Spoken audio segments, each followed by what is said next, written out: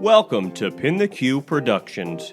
If you are interested in the culture of the fire service and keeping tradition alive, you have come to the right place. Now sit back and relax with your brothers and sisters and enjoy the show. Be sure to like and subscribe on all social media platforms, Instagram, Facebook, and YouTube. For more information on PintheQ Productions, visit www.pintheq.com.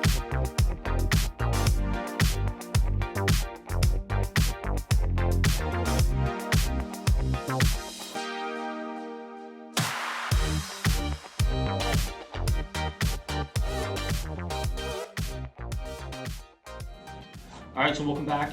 This is a very different episode of PintheQ Podcast, right? I'd say so. This is the first time we've had everybody here. The crew? Yeah, so it hasn't happened yet. We tried to do this one at a time, but for whatever reason, it never worked out, where we couldn't get all of us together in the same room. So today, 50 shows, man.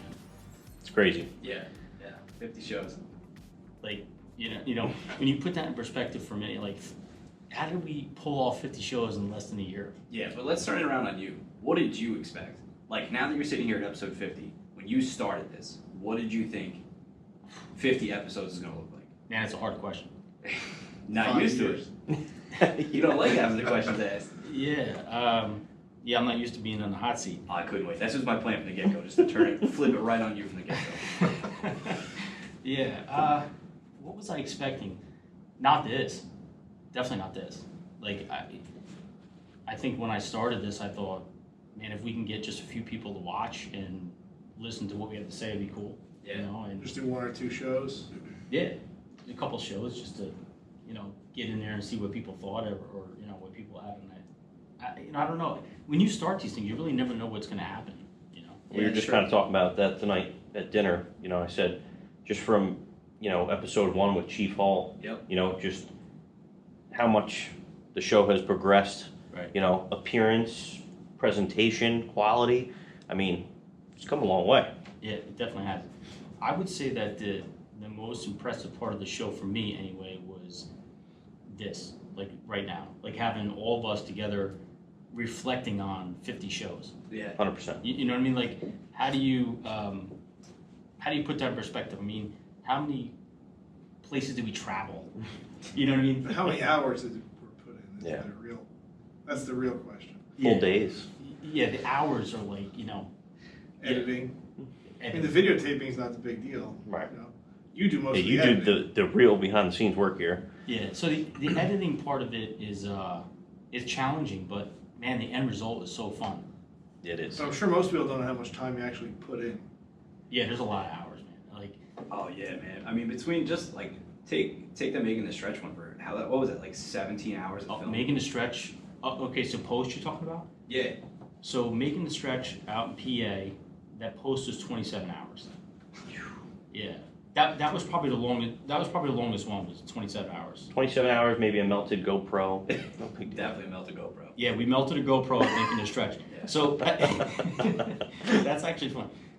So let's get right into making the stretch. You want to get in right into Yeah. that? Oh, man. So we go to making a stretch. Kelly reached out, and like when you're first starting out with this, nobody like knows anything about you, so you have to like, get people to believe in what you're doing. Yeah. That's the hardest part. The buy-in. The buy-in, yeah, exactly, Chris. The buy-in. So Kelly's like, yeah, man, we'll have you. And I thought, like, man, that's awesome. This guy doesn't know anything about us, and he's gonna give us a chance. So we go to making a stretch, and Ray and I go out there. We like start meeting people right off the bat. Yeah. Like, where's your sign, bro? We're gonna hang your sign up. And like, that was cool. Like, holy Yeah. shit! Like, our banner's gonna be.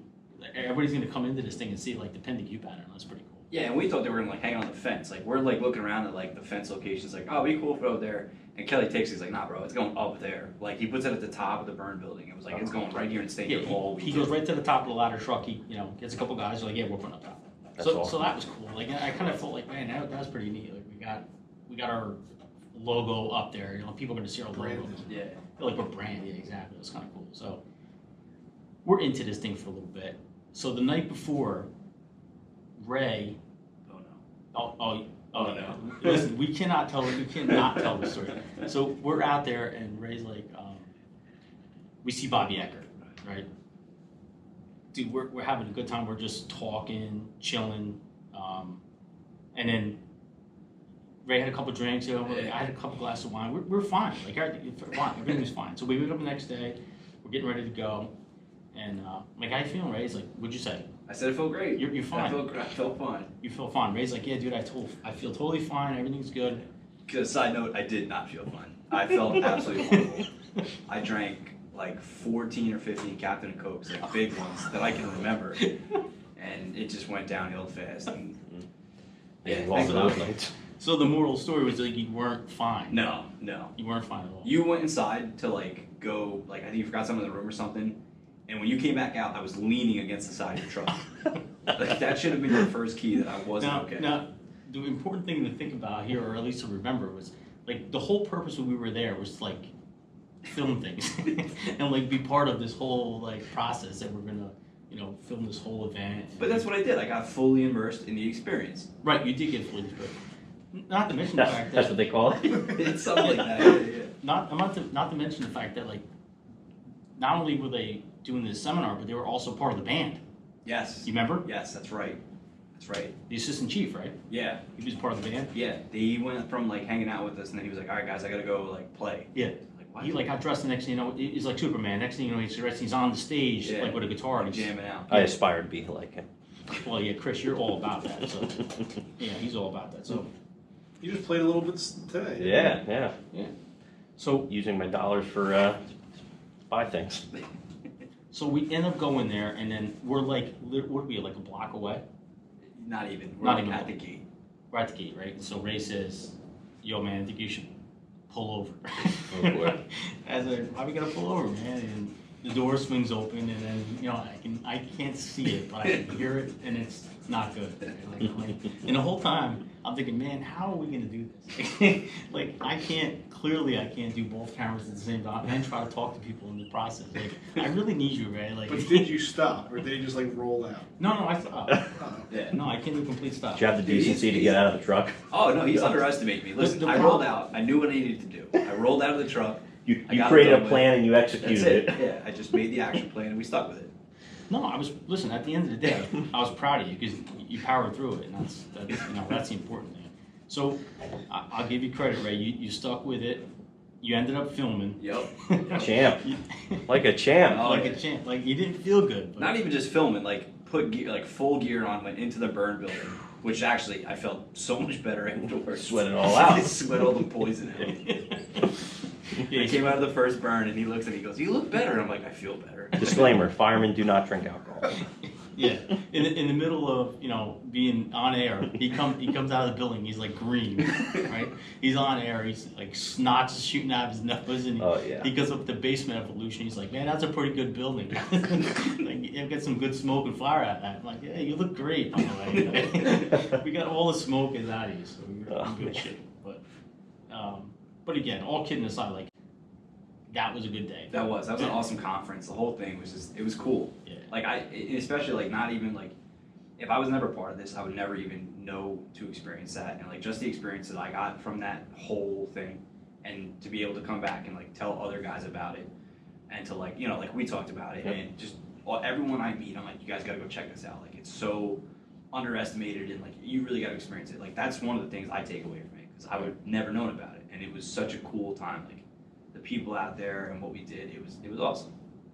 Yeah, I mean, what I want to do right now is, I mean, we obviously could talk like for 4 hours about all this stuff. So what I want to do now is kind of go around the room and talk about our personal experiences from the show, like what the show has done for you on a personal level. So, Chris, I want to start with you. So, Great. and I'm specifically starting with Chris because he doesn't want to talk. So, the first question I'm going to ask you is, when I came to you and I'm like, "Hey, Chris, we're gonna do this podcast thing," and you're like, "Okay." I mean, in true Chris fashion, you're like, I mean, isn't that what I always say, Frank? "Yeah." I mean, literally, that's what Like, Chris hey, I said. got something that you got to do. Okay, Frank. Yeah. But listen, that's what's awesome about you, right? So Chris is like, "Yeah, we can do this, right?" Tell me, like, what it's been like for you personally. I mean, I haven't been to as many as I'd like to have been, but you know, the ones that I have gone to, it's really eye-opening.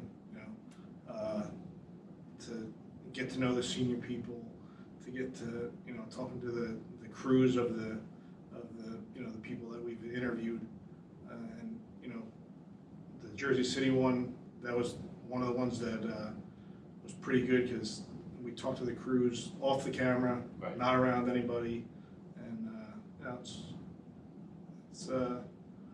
was a good time. What would you say for you, anyway, what was your most memorable experience on the show? Because there's been, I mean, we've been to a bunch together. Port Authority, Yeah. that was a pretty cool one. That was like backstage. You know, most people don't get to go where we were. Right. You know, the Jersey City experience, I love that whole, you know, getting kitchen table time and getting to know everybody, hanging out, getting to go on calls, and getting to see the perspective of departments that are outside of, you know, your norm. Right.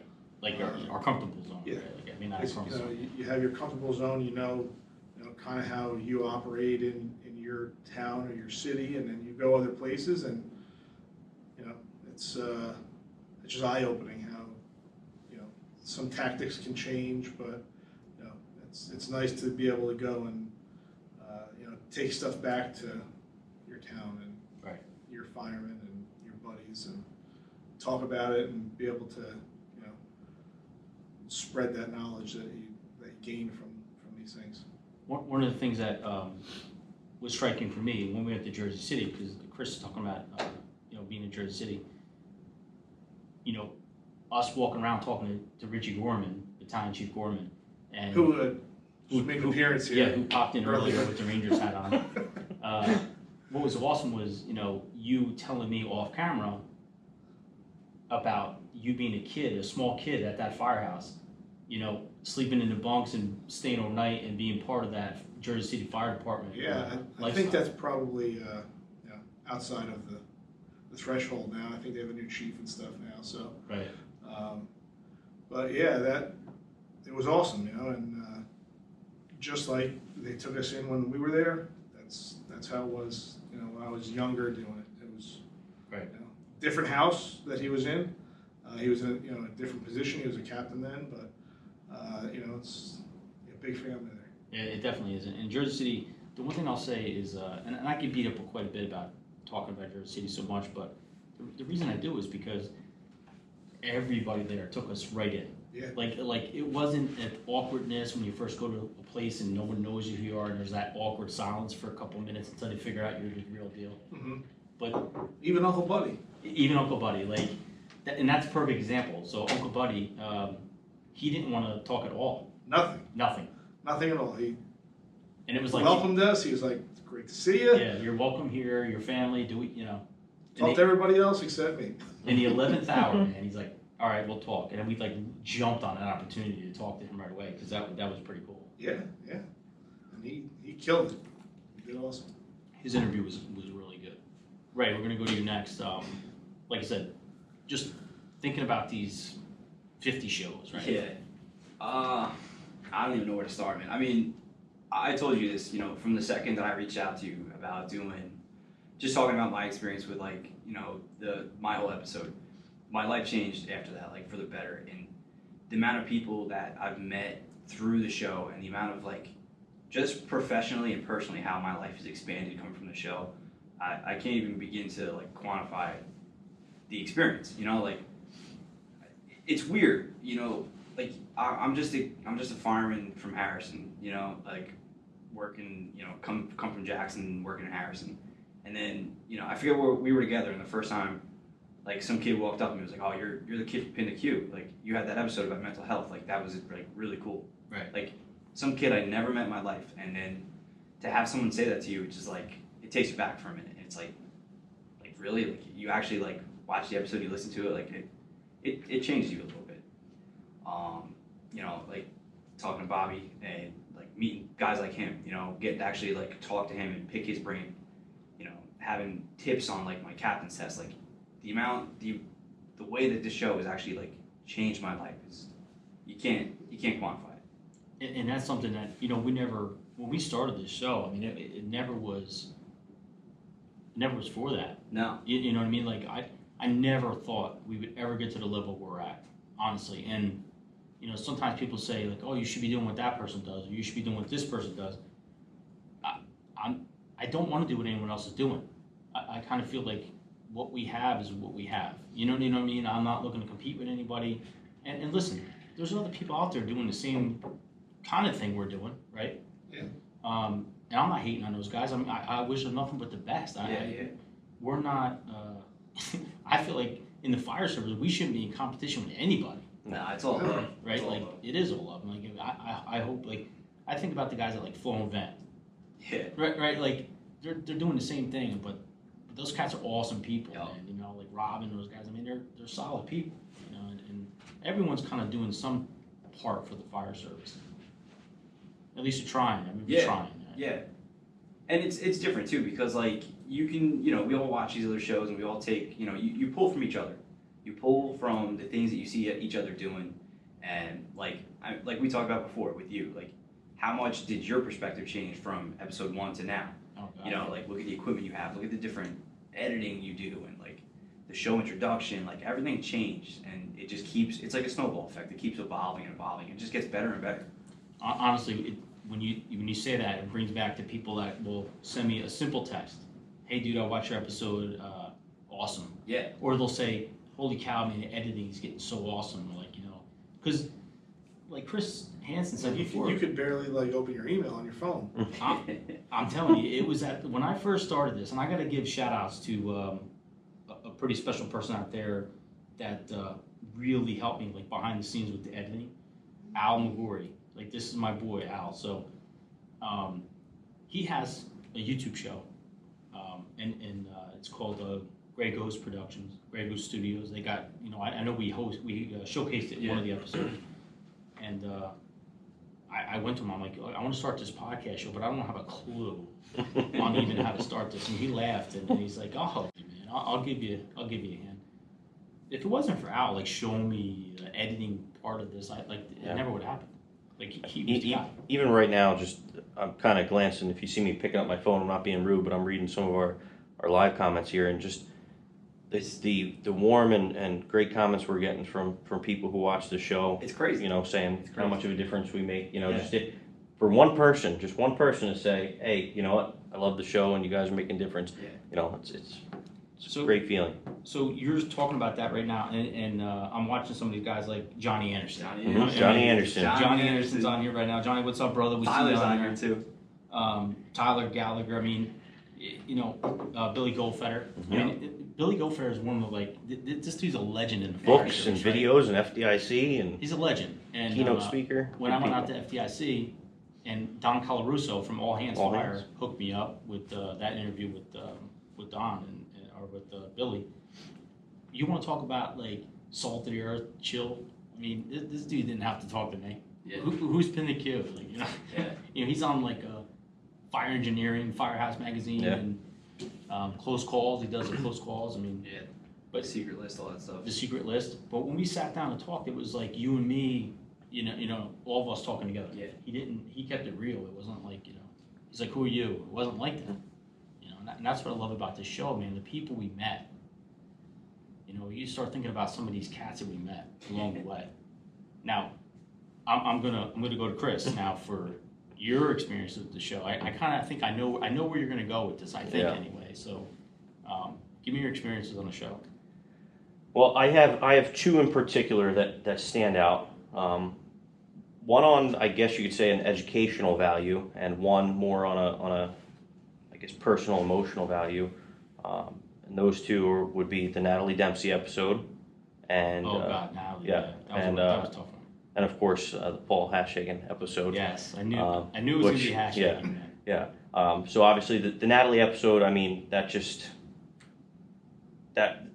hit so hard on just an emotional level. Right. You know, that's the real stuff of the fire service. You know, to hear Natalie's parents talk and her chief, and you know, just to hear the great things they had to say about her.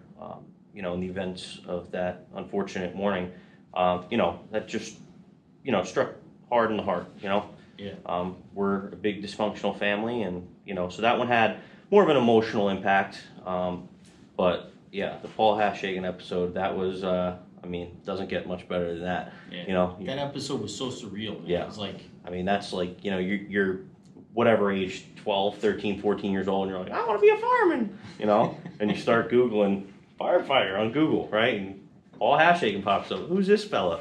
And you start reading into him, and think about it. We've all heard about him. So the opportunity to, obviously, that day he gave me one-on-one personal, right. Information and advice to being a junior guy. Obviously, I'm the newest guy to the fire service here, the youngest and the newest. So I think just doing this, it really provides me with, great information to do the job every day, and being a young line officer, and just general life advice, not even stuff that maybe pertains to the fire service, but I think I've taken bits and pieces just to everyday, knowledge, just one-on-one personal stuff. Dude, it's a solid point. Like, the people that we've come across and the people we interact with, like, and just bouncing like stuff off each other, like when you're talking about the handshake thing, and like, just you take that back. Like for me personally, I can bring it back to work and like work on things there. Right. Like we did the flow event episode, right? Mm-hmm. Right, with Rob, and the stuff we filmed that night, I took that back to work. I was like, you guys got to see this, like this impalement stuff. I was able to share some stuff with him and like help him out, and it's cool. It's just cool how like nicely everything just flows together, and then it just expands, it snowballs. It's cool. Yeah, when I think about the Natalie Dempsey episode, man, you want to talk about a punch to the gut. That was hard. That was hard. and I don't care how hard you are, how tough you are, how badass you are. Sitting in front of Natalie's parents, mm-hmm. you know what I mean? In the firehouse she was supposed to go to, but she didn't make it. Right. That hit home. That episode hit home for me. Like, when I think about sitting before their parents, and at the time I'm thinking, man, it'd be good to sit and talk to the parents and like kind of get their perspective of losing their daughter and like what the fire service meant to her, right? What the fire service meant to them. But when I literally got in front of them, mm-hmm.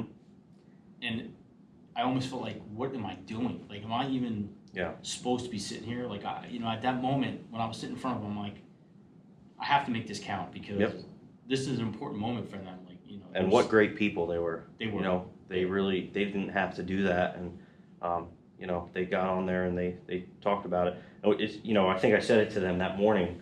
I said, what's weird about it is, like, I remember that Christmas morning, we all have the apps in our Facebook groups and our firefighter close calls, and I remember, picking up my phone that Christmas morning, and it's like, oh God, New Jersey, lost one, LODD. You tell your parents, I told my parents, I'm like, oh, we just lost a fireman. And then the ability to sit there, with her parents, right. After you remember that morning, no matter what, you pick up your phone, you see, any fireman that dies, no matter how they die, is sad. Right. Anyone that dies is sad. But when you see LODD, it strikes different. So it was a great opportunity to hear from them, their story and what they went through that morning, and very brave of them. It was brave for the parents to come on the show, especially because we were like a newer platform at that point, and to give us an opportunity. And you told her story. You got to tell her story, and you got to give them like, you got to give the parents like that closure that they never got. That ability to tell her story and then make her legend. And that's cool. I'm glad I couldn't have done that. Like, sat there in front of them.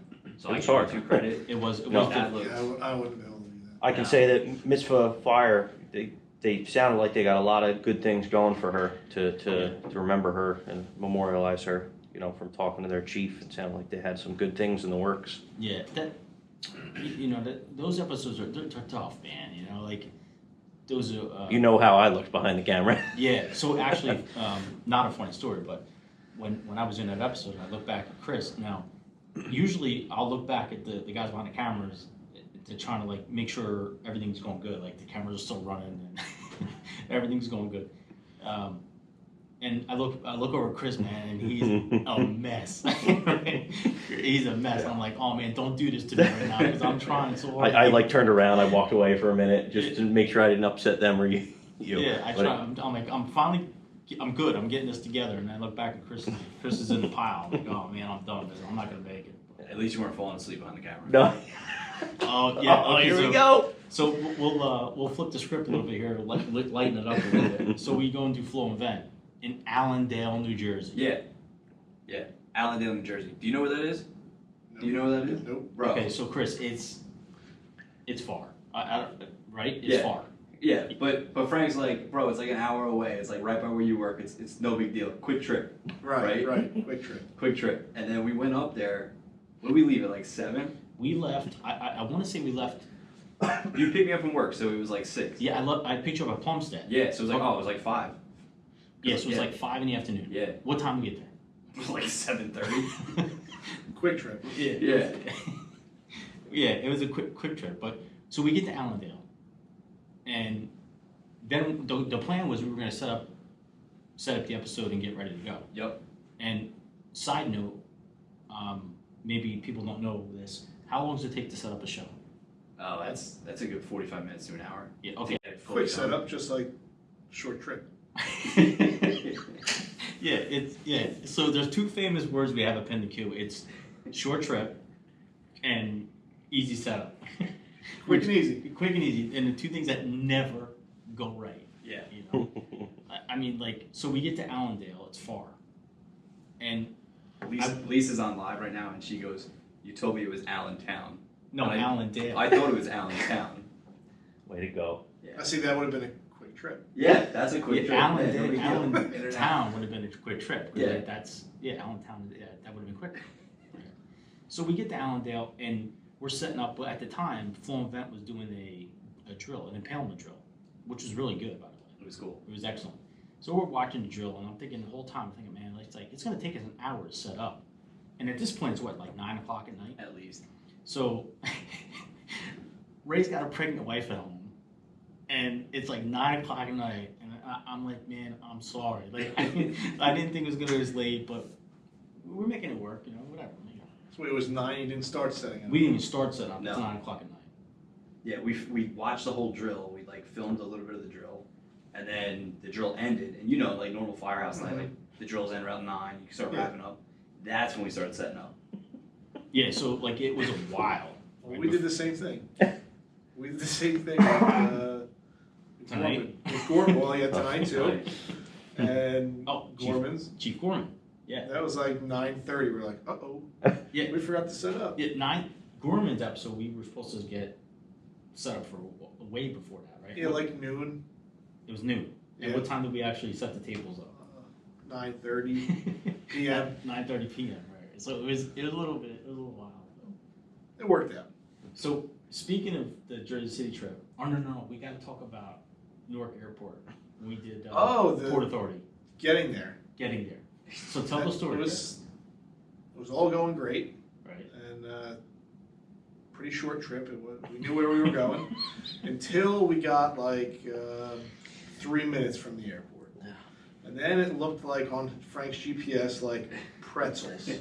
I'm not exactly sure what happened, but Frank decided to drive for another, 25 minutes around the airport before we finally. Now, are you going to say that's my fault? This happens a lot. Are you going to say it's my fault? Because you watched the GPS too, and it was Big Bend Parliament. Well, yeah. Because I don't know. You typed it in, so. No, you saw what was happening. It was like a pretzel, but I was following the blue lines, and then we came back around again, the same line, and then again, and then again. So I want to say, no exaggeration, was it 4 times? I think so. Okay. And then we started laughing so hard that I think we might have missed turns. And then it was just like, we might make it to you today. I'm not sure what's going on here. Anderson's talking so much trash in here. It's not even funny. Oh, He's yeah. asking if I played it oldies on my 8-track radio. Really, bro? This guy's serious right now? You were a classic I DJ. am a classic DJ. So we finally get to the airport. We got there. We definitely made it. We definitely made it. But that was a good episode. It was awesome. Awesome time. We got to drive around the crash trucks. That was awesome. met some really cool people there. Tommy was, man, he was awesome. It was a good episode. Except for the 15 minutes that we lost. I think we lost a little bit more than, oh man, Frankie Z. See, this is the problem. When you tell people things, it definitely it's actually back accurate. on you, man. Because now Tyler, No, you need to give me knows that. Tyler. You need to give me that. Tyler is like one of those cats. Like if you tell him one thing, that one thing will stick in his mind forever. And like 6 months later, Tyler will remind you that you said that to him. That's Tyler. That's who's talking about. But we'll let that slide. Chris, you have a funny story you'd like to tell that happened at your firehouse. Yeah. During your episode. My episode. Is this a did it break story? Yes. So, when Frank kind of got this started and, he invited me to help him out, which I accepted, of course. I thought it'd be really cool to get him something for the table, for his interview table, right? So I go online, right? I'm searching all these nice ideas, right? So I take his logo and I have it put onto this nice, this big ceramic tile, with a nice stand and everything, right? So he was using this for all. You can look back on YouTube. He's using this for all his episodes. Every episode, this thing was on the table and the stand next to his helmet. It went out to FDIC. This thing had some miles on it. That thing was Had some miles on it. It was in bubble packaging. Yeah, I know. in the suit. I remember. Yeah. I remember setting it up. Yeah, Yeah. I remember taking it out of the. And as a matter of fact, you said on one of the episodes, you said how was that piece of tile made it in that bag to all these episodes? But somehow it did. Somehow it Bubble did. wrap. Yeah. It was bubble So wrap. to continue, it comes to my episode, right? So we're at Manitou Fire in Berkeley, and we're setting up the table, right? Everything's going great. We got the tablecloth sweat up. No, I was Sweat sweating up. bullets. Yeah. I was sweating bullets. That's what I was about to say. I was sweating. Yeah, everything was sweat up. Yeah. Everything was sweat up perfectly. So we have everything set up, and we're just I can't even tell it. We're just about getting ready to start, and I'm looking at him. He's doing something on the computer, and we just hear. And it was like you could hear the thing. Oh shatter. yeah. And we both just look at each other. We do the quick look at each other, and he's like, "Did that break?" I just start laughing. So he looks over, he picks it up. It was broke. It broke. It broke. But like, what's the chances of all episodes, right? Breaks on That yours. breaks on mine. That- I bought it for him. It was funny about that episode before we started that a lot of people don't know. Well, actually, no one knows about this because we didn't do it. But initially, we had a dummy there. Yeah. Yes. Right? What was his name? What's your dummy's name? It's written on his chest. I can't remember. Bob. Is it Bob? Bob. So they have a We have a full-size training rescue dummy inside their firehouse. So I felt like it'd be funny to put the dummy in Chris's seat with the headphones on, and then I'd start the show like talking to Start the dummy. interviewing the dummy. Right? I thought it'd be it's clever. No. We'd like start the episode like that, and then as a joke, like I kick the chair and the dummy going, and then Chris would come back, like with my fancy editing. Right? That was the plan. We didn't do that, of course, because the chair, the ghetto-ass chair that they had was broke. Like the back of it was broke in half, and so like the dummy was like Way back. The spring was. the dummy's head was. There was like, too way much back. recline in that chair. Right. That dummy was back against the The thing. chair Well, was. that's why they were the truck bay. Yeah. Exactly. That's why the chair was. Like Port Authority. That's why the chair was in the trunk bay because it was beat. Because that's where you put all broken things. Right. That's where you put, exactly. It's don't get rid of it's it, so you put- true. Yeah. It really is. Yeah. Someone I said it made didn't even think sweat about that, from but the yeah. puddle of sweat from Chris that day. Yes. Yeah. Yes. Chief He was- Hubert he was ner- definitely was watching me in my worst moment there. I was literally taking paper towels and like swiping Yeah. myself. He was sweating so bad, man. It was like an episode of Baywatch. Yeah. I said I'll definitely stay like behind the camera. You know what it was? You know what it was? It was unique. Oh. Yeah. It was Oh, unique. It was Unique. And unique. you're definitely going to see some comments on that. Oh yeah. It was before. I already had them made up. What did they call you in Harrison? Just unique, right, for a little while. Yeah. Yeah, and then everybody jumped on the bandwagon. Chris Freeman, just guys were just taking full advantage of it. Yeah, they take shots, man. They take shots from the rifle. I'll have you know, before this, there was not one unique set. No. But then someone else after you, I had a show after you, and they used Freeman. Freeman. It was Freeman Freeman. used your line. He Yeah. said it was unique. And he says, I'm sorry, Ray, I'm going to steal your line. Yeah, I was sitting in my living room watching that, and I started cracking up. And Lisa was like, "What are you laughing at?" And I'm like, "It's over. It's like that I'm labeled." But listen, that's another cool thing about the fire service. Like, if you have any weaknesses, we'll take advantage of those weaknesses, like, immediately. I know all about that. Yeah. Well, How about that saw? Know all about that. yeah. Oh, here we go. Chris, why don't you tell you? So, we waited a while for this memory, but let's hear the story about the. So in Plumstead Township, at Yeah. the career house. What Plumstead happened? Career House. What happened to you, Chris? So before I was a fireman, before I was firefighter 1 certified, I was I'd go out there and visit the boys in Plumstead, and this particular day I was all whacked out in my EMS clothing, my Band-Aid brigade clothing. You know what we say to that? Yeah, Thank you for your service. TYFYS. Yes. So I took a trip out to Plumstead, to hang out with the brothers for some lunch, and so these brothers decided. Now, before I'll be so honest with you guys. Before I started the fire service, I had not a clue about tools, like any of them. Like if you put a power drill in my hand, I'd probably drill right through my hand. No, not a clue about any type of tool. You're getting roasted right now. Yeah, I'm sure. So, a group of those individuals hand me a K-12 saw. And I believe the exact line was, we've been having trouble starting this. See if you can get this started.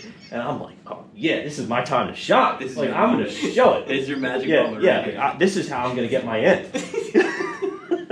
So they put it in my hand, and, I was about to go and, pull it, and they're like, no. They're like, this one's different. I'm like, what do you mean? They're like, this one, it's got a mechanism, for run starting. And I'm like, what? They're like, well, no, you got to run start it. So, like, you put the blade on the ground and run with it. I'm like, oh, all right, easy enough. Like, I'll Pull do the this. choke out. Yeah, Bro. yeah. No, man. So you gave me here this I am, opportunity. 17 years old, and I put this thing on the ground, and I'm like, I'm not gonna lie, like people are like, oh, you fell for that? They were being super convincing about this. Captain Paola and Firefighter Crone were like, no, you can definitely do this here. I'm like, okay. Put this thing on the ground, and I take off. There's a video, like a bat out of I've hell. seen it. We may Right? have the video in our So possession. The video may be in our possession. I'm trying, and I put this thing on the ground again. They're like, nope, keep trying. Take it again. Meanwhile, I'm sure I'm destroying the blade on this thing. So How about the floor? yeah, maybe? the floor. Yeah, but listen, I put all my heart into it. I'm like, I'm getting this saw started for my brothers at Plumstead. Brothers. Dude, Yeah. I've seen the video probably 100 times. So, and this And I Next. laugh like that every Yeah. day. full Listen, bore. So the next thing is, well, it's got a like a voice start. It's got an audio mechanism. Oh my God. So when at you- that point, This you is didn't even hit this is where you should have been like, wait. a minute. This is when I started getting suspicious. So they're like, Whoa, when they were all videotaping it? well, Or- listen, they were very subtle about that part until they went in front of me. That's when I knew it was over. So they're like, all right, well, roll it on the ground and yell, ring, ding, ding, ding, ding. That's Paola. Yeah, that's Captain Paola. So And I it's put it on what- the ground. I'm like, all right, I'm gonna give this one Still, final At shot. this point, you still don't know. Now I'm suspicious, but I'm gonna do it because I'm like, all right, I'm not a quitter. So I put it on the ground and I These run. guys know what they're doing. Yeah, I run this thing, ring, ding, ding, ding, ding, ding, up in the air. I think I did one of them, and I was like, Oh, "Yeah, man. we're done here."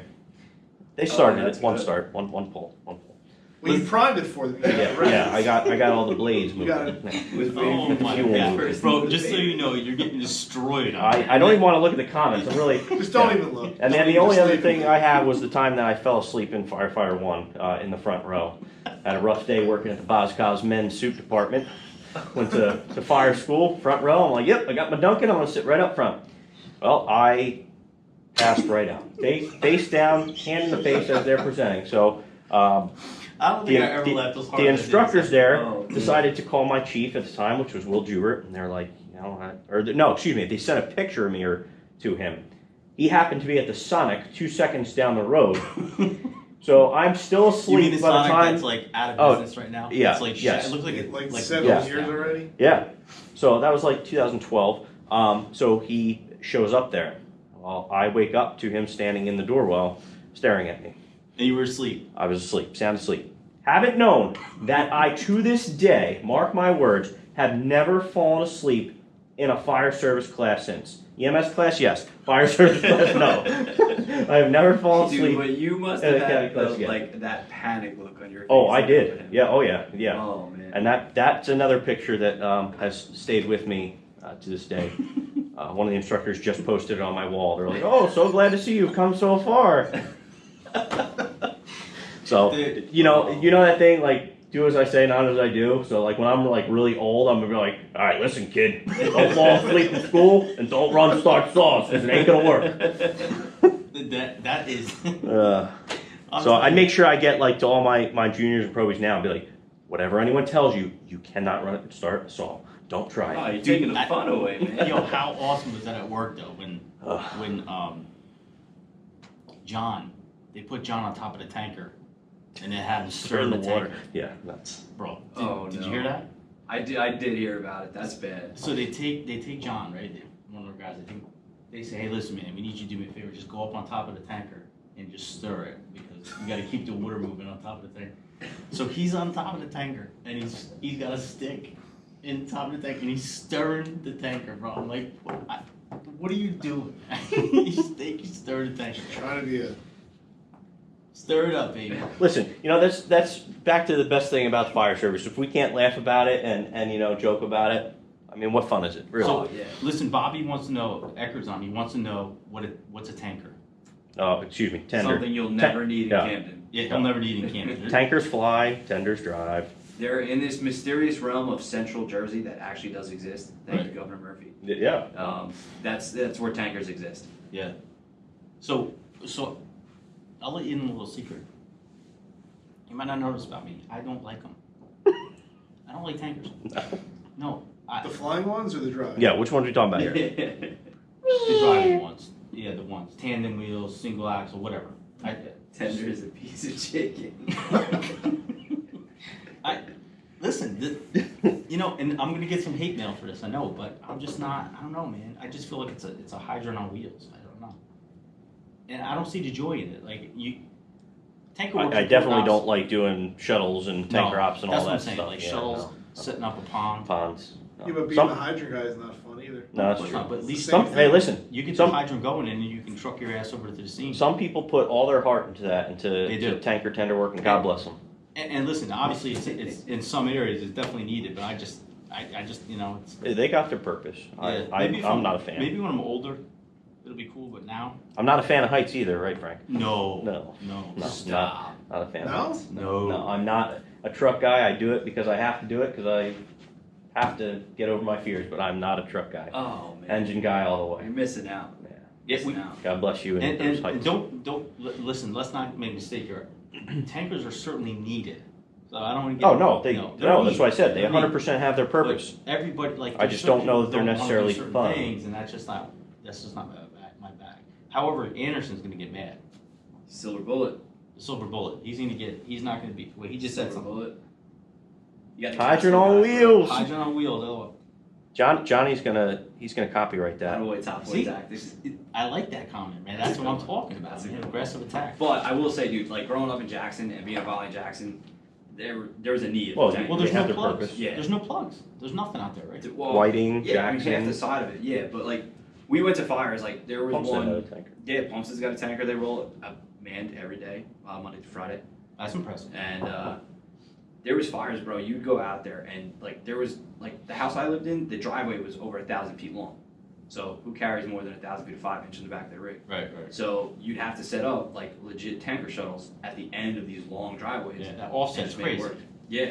So even if there was a hydrant, you were just using the hydrant to refill tankers and do tanker shuttles. So it gets crazy out in the boonies, but you know, those days are way behind me. Well, there's certain areas, let's be real. There's certain areas that there are no hydrants, Mhm. and you absolutely 100% have to rely Absolutely. on tankers and tank shuttles and all that stuff. And it is what it is. I was saying, if I had the option to go on an engine or the tanker, I'm going on the engine.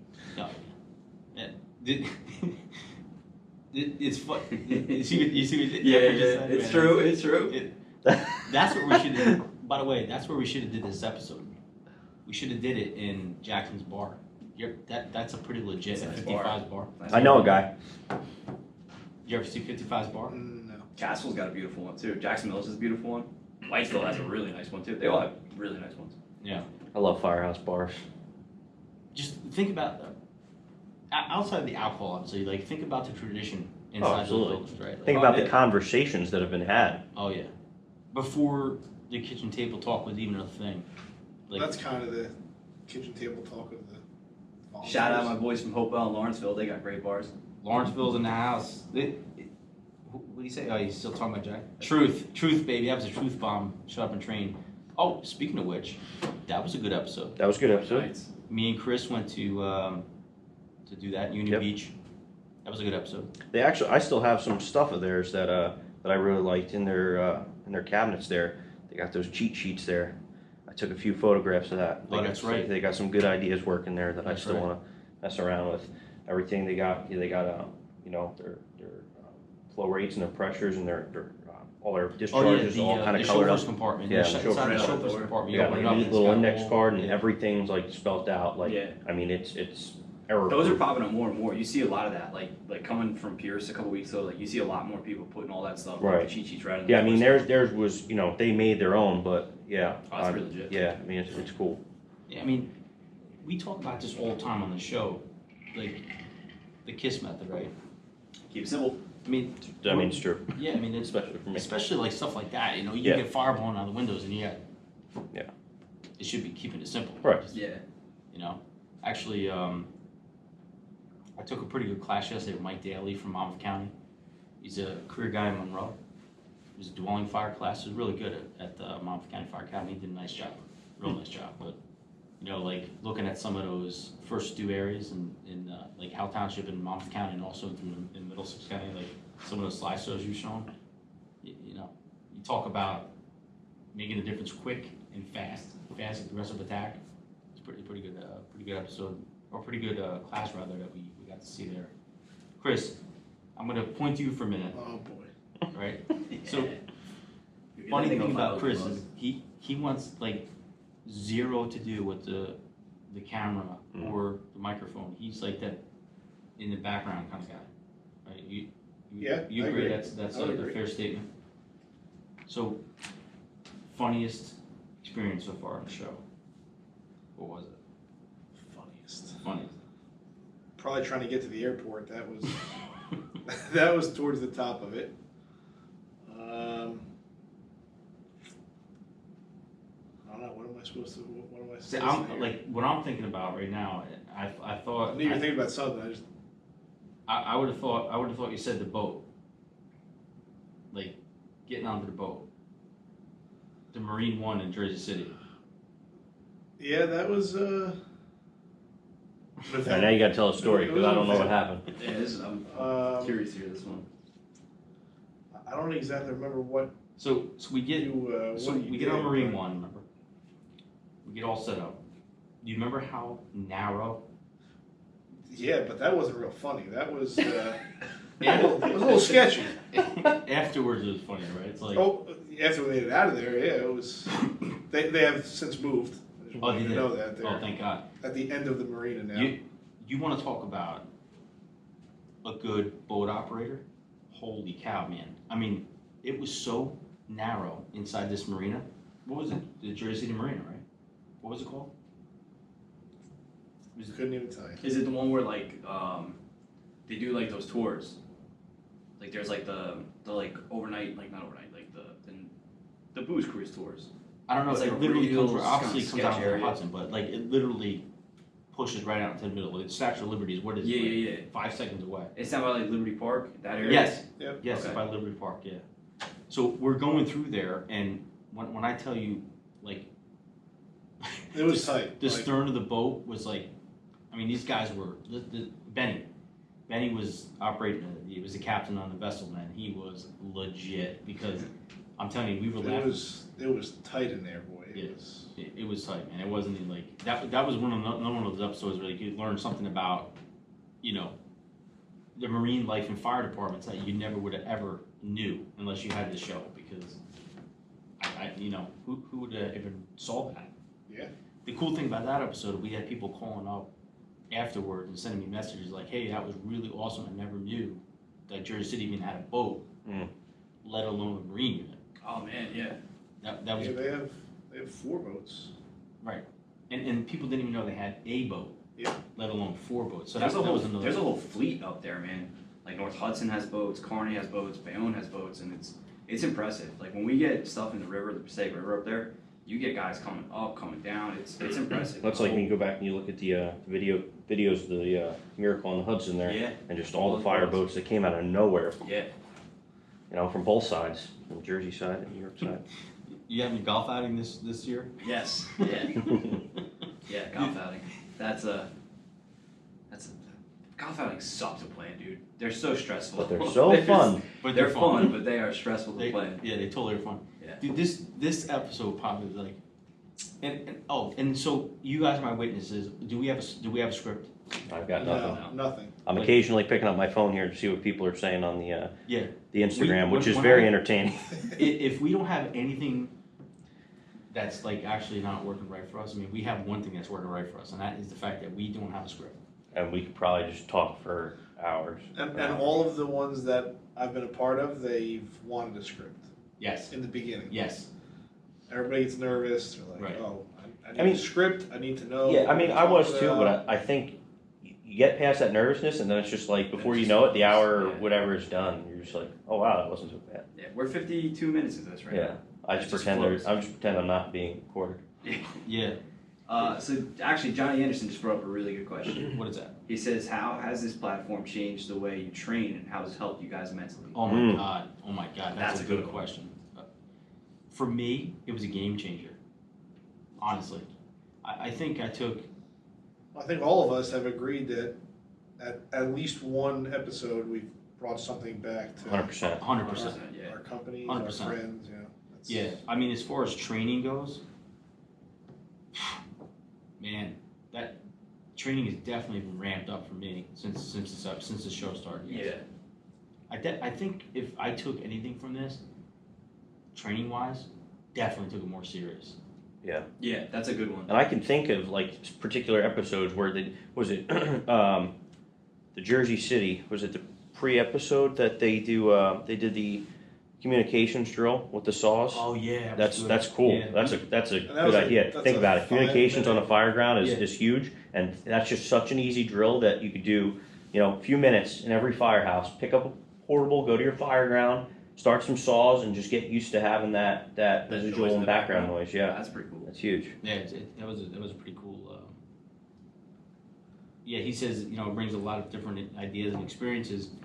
It's true because, you know, I think the cool part about this show too, for me anyway, is that, man, you get to experience all these different firehouses and all these Yeah. different ideologies.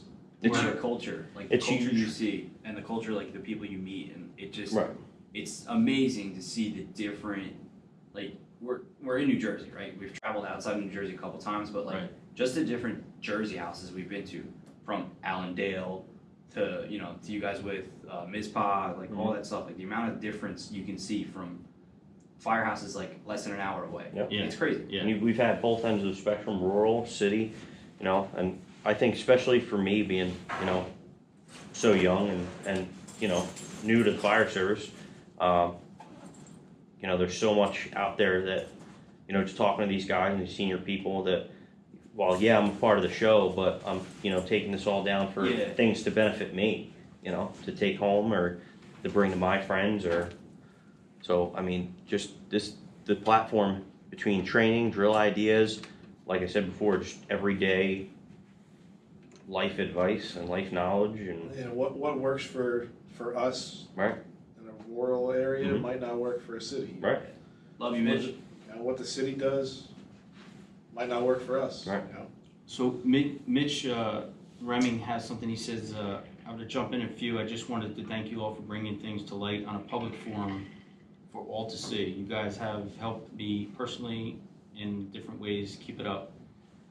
Love you, That's Mitch. real, dude. Dude, that That's right real. there, that's That's like real stuff. literally that's why we're doing this. I That's mean, good. Like if there's ever a reason that we're doing this and you know, Dude, I remember like when I reached out to you, I felt like such a loser. Like I felt like such a weirdo reaching out to you, just being like, "Hey, I want to tell my story." Like I never even dreamt of like getting to this point. I wasn't trying to reach for fame or anything like that. Like I just wanted to talk about my friend who took his own life, and I wanted to prevent that from ever happening. Right. And to like just to see people like Mitch reach out to you and say like, hey, you've helped me in more ways than one, and like he just said, that's all that matters. Like we said in the episode that you and I did together, like if we could help one person, you did, which is crazy. Like clearly we're not going to talk about it, but after your episode, somebody reached out to me, a fireman, and said, yo man, I'm not doing okay, and of course, like immediately I recognized the fact that I am not a clinician, I am not a counselor, I'm not licensed, I'm not a professional in any respect in that arena. Mm-hmm. Like my job was to get him the resources that he needed, and I did that, and that was like powerful, man. I'm like, holy Christ, like you're gonna call this show, you're gonna call PintheQ to tell us like you need help, but the idea there was just to get awareness out there. Blake would be able to give you some more background on that from Metro. And that's exactly why we partnered with Metro on the Blake, Blake and those guys, because that like him and Charlie are doing such a good thing for the fire service, and there's still like there's still that stigma, man. Like we just gotta get through through people the idea that it's okay to not be okay, and that's the huge thing and the big saying is I've come to you a few times where I just been down in the dumps, or maybe not feeling right with myself, and I admit it, and talking to someone helps. It helps. Doesn't even it doesn't need to be someone special, but sometimes another brother fireman, just getting out what you need to say, and just hearing that, hey, you did everything good, or listen, it'll be all right. It might be a little rough for a little while, So. And that's the thing, like you're never gonna break the whole stigma. Like the thing about like PTSD and firefighter suicide, you're never ever gonna get rid of that. Right. And I think that's something that everyone here can admit and say, like, we know it's never gonna happen. But I feel like and just to correlate things, like I feel like since you and I talked, and like since like that episode, I've started noticing more and more and more. I don't know if it directly correlates or not, but dude, ever since that, like this whole movement happened. Yeah. And now you see more and more like people are really, really attacking it head on. Right. Like I was just down at the FMBA convention for work, and that whole day was dedicated to PTSD and firefighters. Dude, that's huge, man. Because before that, you couldn't even talk about it. No, it was you were looked at like you had 5 heads, and now we go to union conventions, and it's a main topic for 8 hours. Like they had that guy from Canada come down. He does all those drawings and like does the art about like PTSD. Right. And dude, it was tough. Like I never thought going to Atlantic City for the union convention, like I would have to sit through an hour-long course and actually like feel uncomfortable and like look around the room like, oh man, and I mean like feel uncomfortable, like that everyone in that room has to face that reality and like deal with, like it's a real thing. And now like it's at that level, where professional firehouses are actually like attacking it head on. Dude, it's cool to see. That's impressive that the unions are taking a stronghold and like taking this thing serious. One of Benjamin says that just want to train and network with good dudes who are into the job and not on the job, bro. That's important too. Like it's a good statement. It's a huge statement, man. I love that because you have to be into this job, and I know all 4 of us are 100% into this job. Right. Like it doesn't matter if you're career, volunteer, whatever it is that you're doing. You got to be into it. I mean, obviously, there's a passion here. None of us are getting any compensation whatsoever. No. We get cool sweatshirts. Yeah, we get cool sweatshirts, but like none of us are here for No, and that's what everyone's saying right now. Like everyone on here is saying, like we lost that brotherhood and sisterhood. Sure. And let's get it back. Yeah, we have the ability. Yeah. To get it back. Yeah. It takes one person to grab onto 2 guys and say, all right, listen, here's what we're going to do, or we're going to do this, and we're going to build the morale back up. Yep. And then that 2 people grab 2 more people.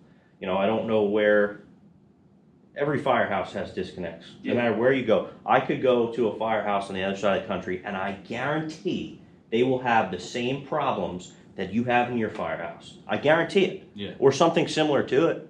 Definitely.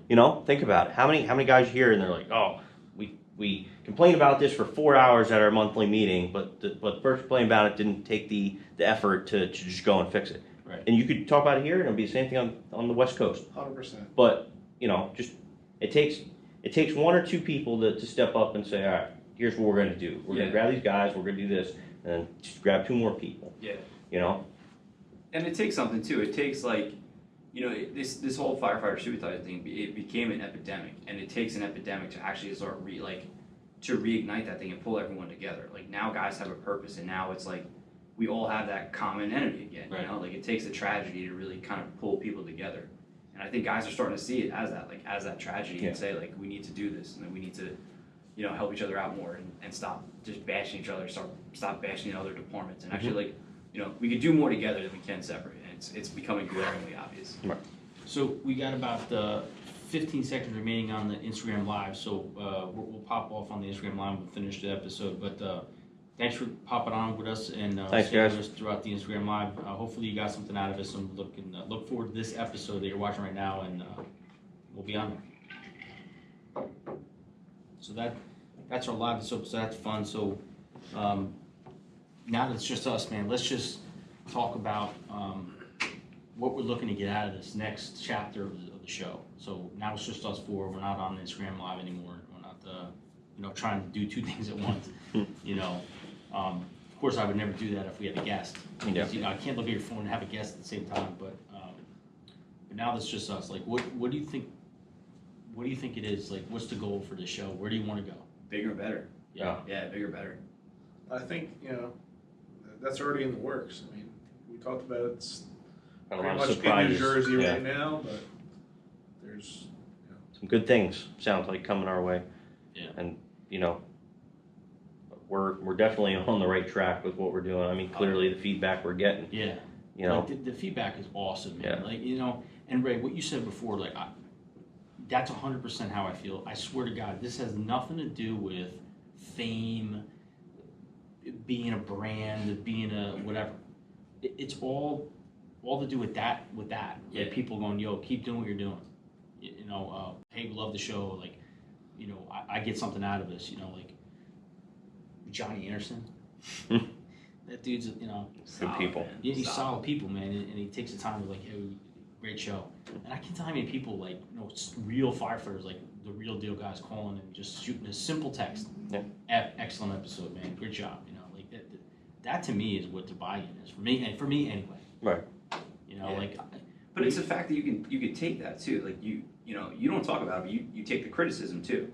You take good and bad, and you work with it. You've done nothing but take the show and just improve it every little bit of the time. Like all the credit goes to you, and where you're taking the show, that the things that we know about, it's only going to get better. Oh yeah. So that's a big thing on your shoulders too. Like you've taken some negative comments. Of course, you've dealt with it. Yeah. So I'll tell you, I'm going to kick it right back into your court because this show would not even be possible if it wasn't for you three guys. Like, to do this by myself, it's just not going to work. And what I love so much is the fact that like maybe people don't realize or not, they're going to know now, but there's like zero money involved in this. Like, so none of you guys ever took a paycheck, never took a dime. Nope. I don't take a dime from anybody. We don't have like, Right here. Yeah, 100%. Like that's what I love about the show. You guys are all here for the right reason. You know what I mean? Like, I know it sounds corny, but it's true. We're all here for the right reason. Like, Yeah. I think if you can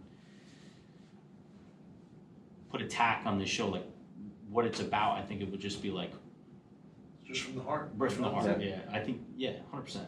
You're right. It's from the heart, man. Like, and everybody has a different thing they take out of this or away from this. Like hearing you tell the story about reaching out to me and what this show has done to you, and I remember talking to you and you said like this was a game changer for you. yeah. Like that. How do you even put that in perspective? Like, how do you even describe that? You can't. Yeah, dude, it's nuts. Like, it's like when we talk about Bobby, like Bobby Ecker. Like, let's take Bobby for a second, right? The fact that a guy like that, a Camden fire captain, and all the stuff he does with his company and everything like that, like the night before my captain's test, he reached out to me. Didn't ask him to. He reached out to me and was like, "Hey, are you ready? Here's some tips. Here's what I would do." And he literally like changed the entire game for me for the captain's test. So like that's for a good example for me. Like that would have never happened. Right. I would never had that. I would If have never not had been that. for this show and the networks and the people we've met. That's huge alone. Just the Oh, God. networking and the people that you meet, and now you stay in contact with on social media because they're like, oh, you're Chris from PintheQ. Yeah. And the ability for them to give you advice and or you reach out to them. I've done that a few times now. They're like guys that I've met through Frank that I'm like, hey, got a question. Mm-hmm. XYZ happened. What would you have done? Well, this is what I would have done, Chris. So that part, 100% is worth it alone. Yeah. Just having The that networking of it. network and the knowledge out there. What was crazy is like, I think about like getting a text message from Paul Hashagen out of the blue. Yeah. Good job, keep at it. Yeah. Like, holy shit, man. It's wild. you know what I mean? Absolutely Like, wild. It's this is a guy that, as a kid, I idolized. Watching VHS tapes of Rescue One. Like, no bullshit. Like, as a kid, watching VHS tapes of Rescue One. And this guy, chauffeuring in Rescue One in Manhattan. And he's on PintheQ. Like, are you serious right now? That was You know what I mean? crazy. And Second most viewed, right? second City most- beat 'em. Yeah, so I'm glad you brought that up. We'll chat about that for a moment. So, thinking about where the show's brought us, 25,000 views for Hashagen. I think we're at 25,000 now for Rescue One Jersey City. Really? Yes. Actually, Awful buddy. I'll check right now. And actually, he's one of the people that Richie Gorman just texted. Love you, man. Bobby Eckert, you guys are killing it. John Anderson, it's going down. Like, I don't know, man. These guys are just such good people, man. It's like, they're real deal. It's only 11, so you got like probably 3 more hours of Richie before he goes to bed. Oh, so yeah. good luck. Yeah, I'm telling you, like, Richie, yeah. So let me go on to, I'm going to go into YouTube real quick and just take a quick look at some of these episodes we're talking about. See, this is cool because we can never normally do this because we have a guest. Like, you can never go on your phone. Right. All right, so, all right. Okay, here's a perfect example where the show's got, right? How far we've gotten. So, we did the Colonial Park live-in program, the quick one, the snippet. It was like 7 minutes long or whatever. By the way, where was that when we were coming up? Like, I know. Where was that program, Bro, it's so funny you say that. When I remember sitting on the steps talking to those 2 guys from Colonial Park and I thinking was to at all myself, of them. I was so jealous. yeah, so was I. Like, if I was 19 again and I could do it all over again, see ya. Dude, I would have been all over that. Yeah. So basically, you get to live in a firehouse for Yeah. free, right? Okay, home run. So that episode was 3 weeks ago. We're over almost 1,000 already with that. Making a stretch, 2.4. Jersey City, 25,000 views. The episode we did at the airport, 3.9. Your episode, over 1,000. Wow. Yeah, 1.1. Jersey City Marine One, we're at 5.2. Rob Flown Event, over 1,000 views. Like, you look at this stuff, it's like hard to believe, man. It's like, you mean like 1,000 people look at this stuff. Bobby over at Union Beach, over 1,000. Seaside Heights, almost 2,000 there already. Johnny Anderson episode, that episode's over 1,000 views. He's like, man, I wonder if I get like 100 people. 100 people he was worried about. He's Dude, got over that's the 1,000. same thing I thought. I was like, man, like 20 people are going to watch this. Yeah, so let's look at yours. Oh man, the Warriors episode. Holy shit, That was good. That was funny. Those guys. Those guys. Yeah. Those guys were awesome. That was 8,000 views. Wow. Paul Hashin Paul's at 26,000. We're climbing. There you go. Yeah, we're climbing big time with that. Let's see. Well, dude, you said it the other day at work. Remember we were sitting there, he types in like FDNY videos because we were bored, we were watching Oh, yeah. videos. PintheQ And he was the Trends. third one Yeah. down. Yeah, Yep. dude, that's For a while, he was number 1. If you just typed in FDNY, Yeah. like right around the time we did it, That it was number 1. That's- PintheQ holy video crap. was number 1. Dude, that's That's wild. awesome. Trending. That's nuts, man. When you think about that, put that in perspective. Let's see what Ray's episode is. That was a while ago, man. Gorman's over almost 4,000. When we do that show? Me and you? Yeah, Um, it was a while ago. November, Oh, here we go. Here's December Ray's. of last year, 2 years ago. You're over 2,000. Dang, son. 2,000. So it's not about the numbers, right? So No. think about that for a second. 2,000 people watch that episode when you talk about losing your friend. I mean, that might be me watching it like 100 times. It might So. Or at least 25. But all kidding aside, at least 2,000 people watch that episode. Yeah. Right? So, That's 2,000 potential life-changing differences. yes, absolutely. That's mind-blowing, dude. Right? It's mind. Yeah, and again, I want to preface this by saying this is super important. That this platform, we're not like, we're not a PTSD No. platform. No, this isn't a shtick. Right. It's not a thing. Yeah. It's literally just telling it from the heart. And like for me, like that was one of the most life-changing experiences of my life. Like to lose my friend George Redner, and to know that it was totally preventable and we could have saved him earlier if we had just known more about it. Right. Like that was literally just me pouring my heart out, saying I lost my friend and I felt guilty, and I felt like that was my way to pay tribute to him and say like, I'm sorry I didn't do more. Like that's all that was. Let me ask you a question, and this is really like an honest question. There's other platforms out there, bigger than mine, right? So what made you reach out to me at the time and like want to tell that story? Like how did you get to that point? Because I watched the ones you did with Chris and Gonzo and Roger Hall and Heidi, and you were real. Like it was just real. Like I could tell by watching those first few episodes. I'm like, all right, this dude gives a shit. You gave a shit about the fire service.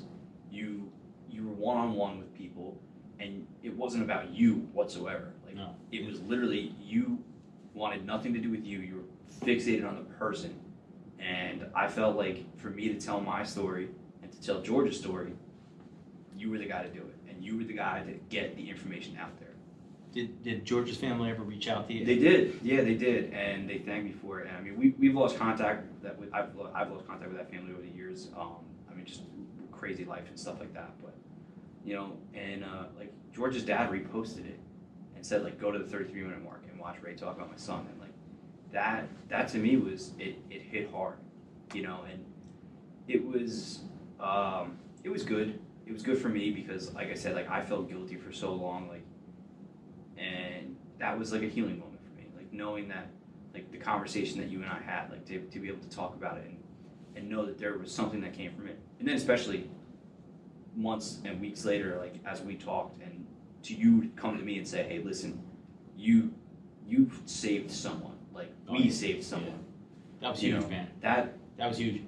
I'll never forget that feeling of knowing that we did something together and we saved another person's life by having a conversation. A simple conversation. And I'll be honest with you, man, we're talking like it's real talk we're having right now. Like it was almost like scary. Yeah, like it's very scary. Like the people reach out. You don't want to be irresponsible. You know what I mean? Yeah. Like, what if you waited another week to do the episode, or you got busy and you didn't get time to edit it? Chris, I typed the message to him at least 10 times and deleted it. Like days before, I would type it out and be like, nah, I can't. Like, I didn't want to be like that goober, like reaching out to him and be like, oh, hey man, yeah, I just want to get on the podcast. Like, it's not what I wanted. Mm-hmm. And then one day I was just sitting at work, I typed it up again, and I was just like, see what happens. And it's Yeah. from there. Timing was right. Yeah, and sometimes, man, this is all just about good timing, man. Like, you know, like I think about some of the episodes we've had and done, and like I'm thinking, oh man, hopefully someone's listening. You know what I mean? And you get that text like, dude, thanks so much for that information. That was awesome, or whatever. Hit on that one thing that someone wanted or needed. Yeah. You know. I'm just thinking it started with traditions in the fire service. Right. Right. And now like we have people contacting us that want to, like us to moderate shows and stuff. Like, Yeah. you know what I mean? Yeah. Dude, you got the one in Plumstead coming up. That's going to be sick. Yeah. That's gonna be dope. Yeah. The fully involved guy. yeah. And You did the Magic City truck one. Magic Kid Truck, yeah. Yeah. That was That good. was you know, What was your pretty experience cool. with that, Chris? I mean, you got to, you know, you were there. That was, like I said, you know, with different tactics, different, you know, ways of doing business. You know, those guys were, we had the FDNY guys with some people from down south, and You had Alabama, right? yeah, Birmingham and DeKalb County. Oh, DeKalb County, Georgia, yeah. So you had Georgia, Georgia, Alabama, Alabama, in FDNY. That's Correct. You want to talk about a paradigm? That's a mix. Yeah, and you know, they were nervous about it. Yeah. If you remember, they wanted a script. They wanted to know what questions you're going to ask. We don't want to get into fights, you know. And you guys sat down 5 minutes before. Yeah, 5 minutes before, and I told them exactly what I literally tell every single guest that we have on the show, and they say like, "Oh, where's where's your questions at? What questions you gonna ask?" I'm like, "No, man, this is off the hip." That was good. That was good because there was so much just dialogue and so much participation from the viewers and the crowd. You know, But that's how you learn, Yeah. you know. I mean, like Yeah, that was good.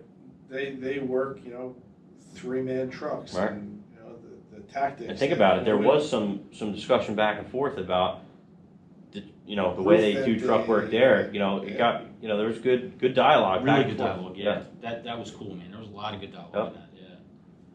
Yeah, and like you said, and I agree. Like you have someone from Alabama in FDNY, and you put them together in the same room, and they're like, "Oh, that's what you guys do. Oh, that's what you guys do," and they're like, "You'd never get that otherwise." Yeah. That's pretty cool. Just like some of the simple things that they do, like leaving the tool in the window because the guy went to do a VEIS, Yes. and he might be by himself. You know, so you look up there, you see the tool in the window, you You know know someone's that got a guy. he's in there. You know, just That's little, that's stupid smart, just right? little things. Yeah. you know, Stupid that you don't smart. think about. Or when we were doing our ride along in the city, and we were going to the fire, and I think you edited it out, but the chief was afraid of placement Yes. because there were some radio cars, as he called them, going onto his block, you know. And you think about it, and you're like, oh, what's the big deal? Yeah.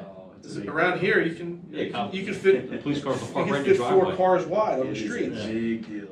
And then we pulled down the street, and the tiller, they couldn't even open their doors. Right. That's right. You know, and it's like, The wow. tiller. I tell you what, man. You want to talk about Jersey City real quick? You want to talk about poetry in motion? I'm telling you, it's impressive to see those guys placement.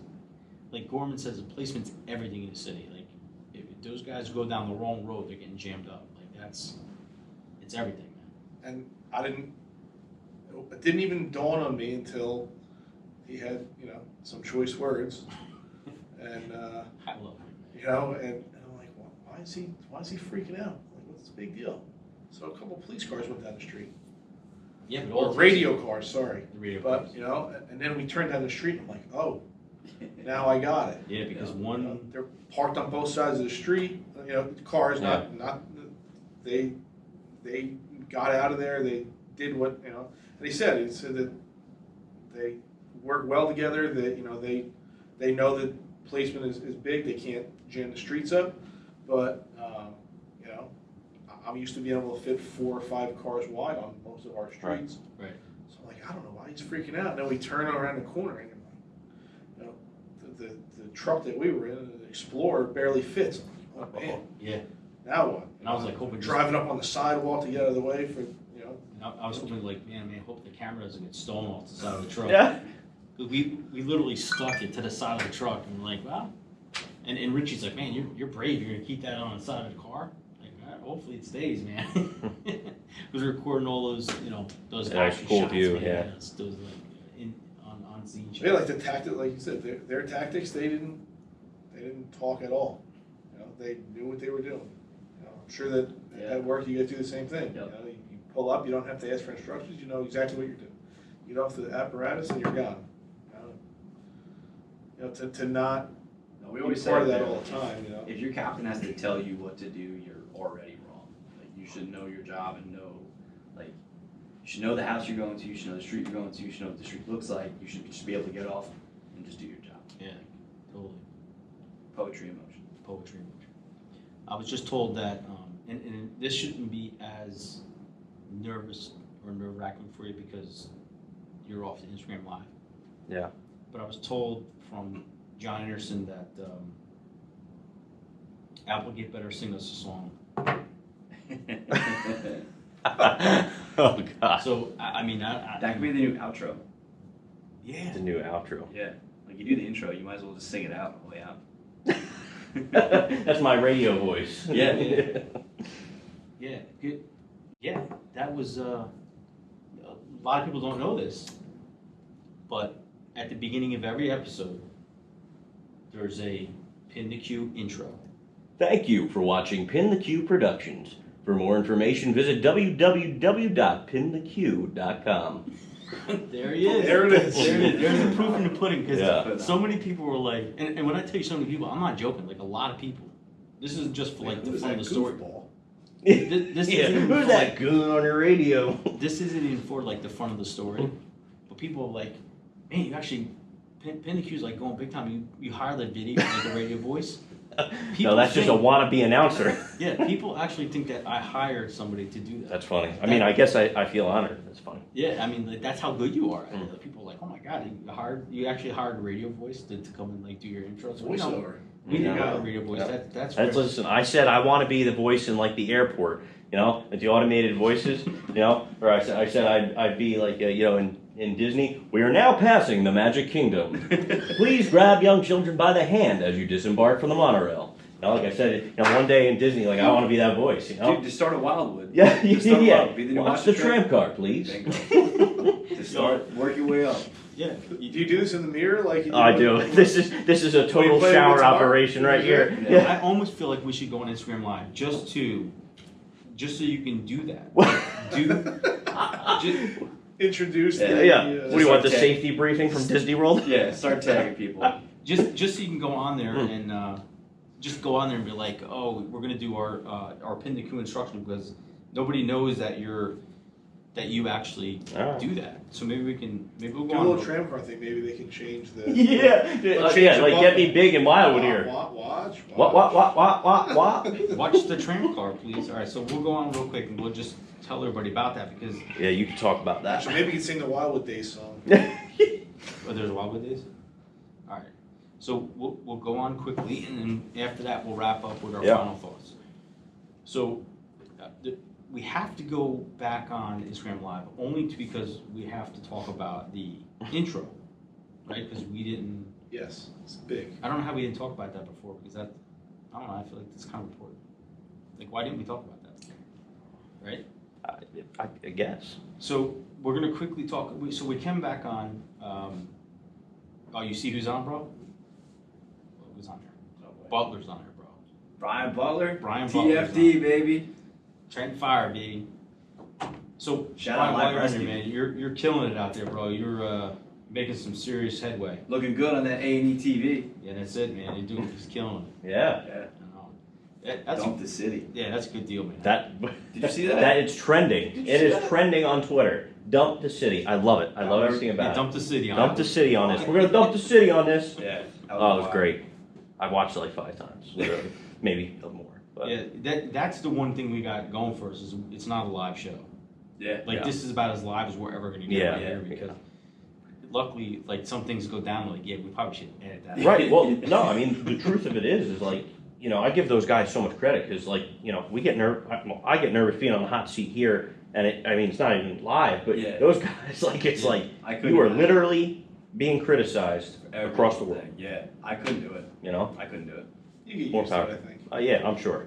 Or you I just. think you get used to it. Yeah, but it's almost like can you imagine like having that live rescue camera, like just watching your every move, and like I feel like if you're walking on glass. Some of those guys, like, they catch it too. Like, you get off the rig and the chief's like, get your vest on, you know? Yeah, like, yeah. I mean, they're pretty good about catching it right away. That I forget where Yeah. they were. I think they were in, like, California, and those guys got off for a crash off the rig with no vest on. Yeah. So, get your vests on now. You know, if it does anything, man, it definitely keeps It'll you. teach you. Keeps Yeah, you keep you current. alive and safe. Yeah, it definitely keeps you current, keeps you on your toes, and you're doing the right thing. That's for sure. 100%.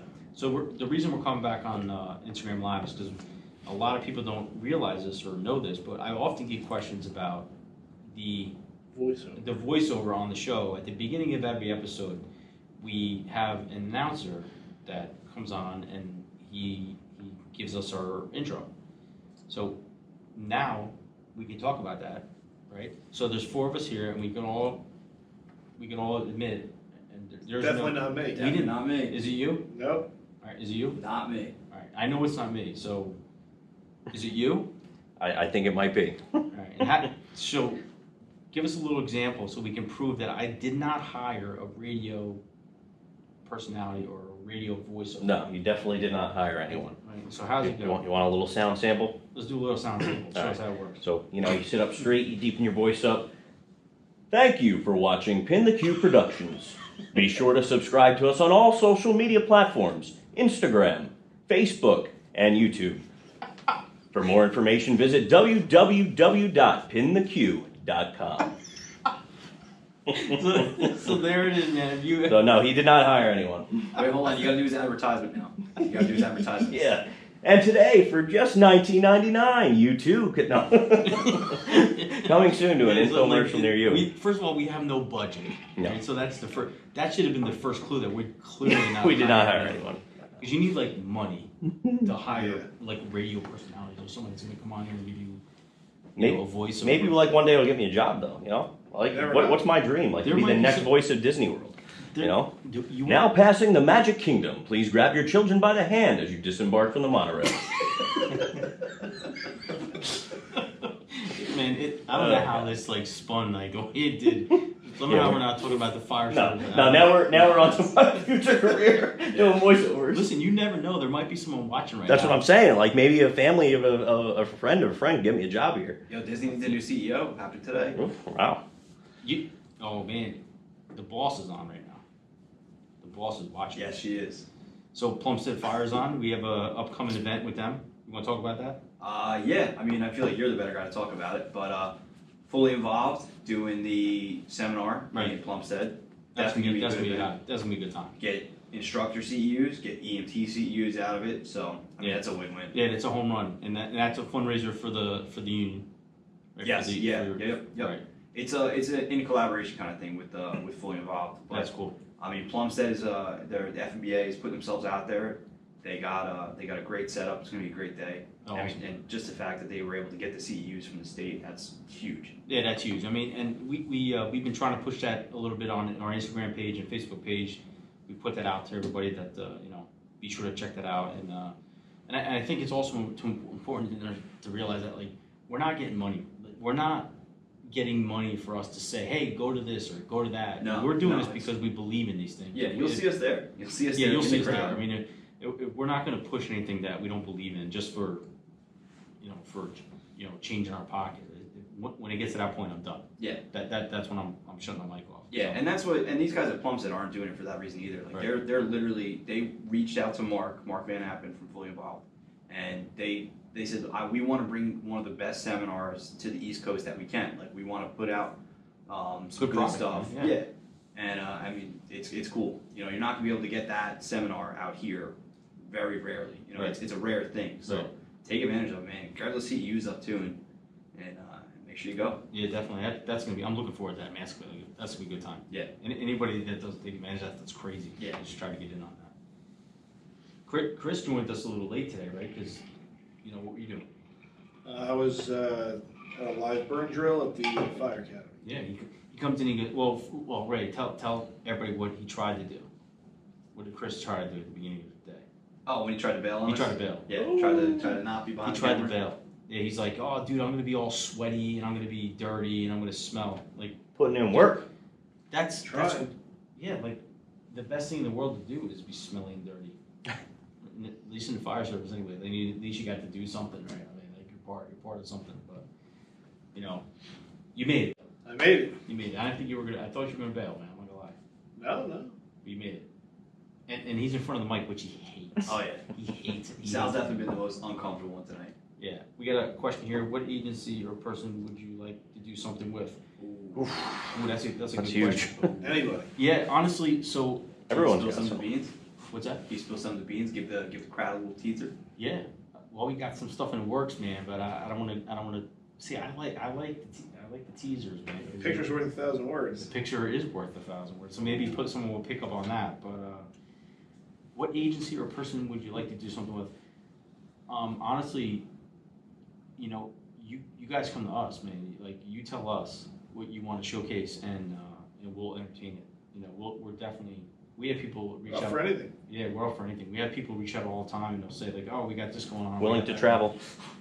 Yeah, we do travel quite a bit. So, Yeah. if there's something that you to answer that question, if there's something that you want to do or showcase, I would definitely like to see like a West Coast guy come out and be on the podcast with you, like a Cali guy. Yeah. You know, just to kind of talk about the difference from like East Coast, West Coast. You know, like bring back to the '90s a little bit.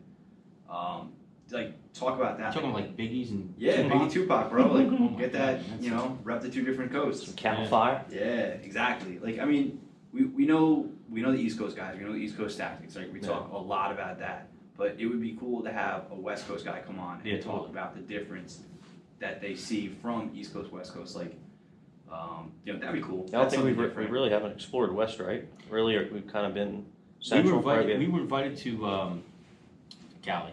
Yeah. I just couldn't get the funds to get out there, man. Like, you know, the airfare. Well, that's the other thing is people got to understand. Sometimes we just, you know, we all have full-time jobs, so sometimes, you know, the time and the funds it's hard to get out to these places. We talking music or fire, bro? Dude, Johnny's all over the. First of all, he probably doesn't even know who Biggie Smalls is. First of all, or Tupac Shakur. He has no clue. Tell him just wait till Friday. I'll play him everything. Bring someone in from Stockton, bro. That'd be awesome. Right? Have someone from Stockton. That would be dope. That would be dope. Yeah. But the problem is like, you know, and I'm glad you brought that up, Chris, because that's something we quickly talk about. Is the fact that we don't have a budget, right? So if we go somewhere, it's out of our pocket. Yep. You know, if we get a hotel room, it's out of our pocket. If we want to fly somewhere, it's out of our pocket. PTO. So it's tough, man. It's tough to get up to these.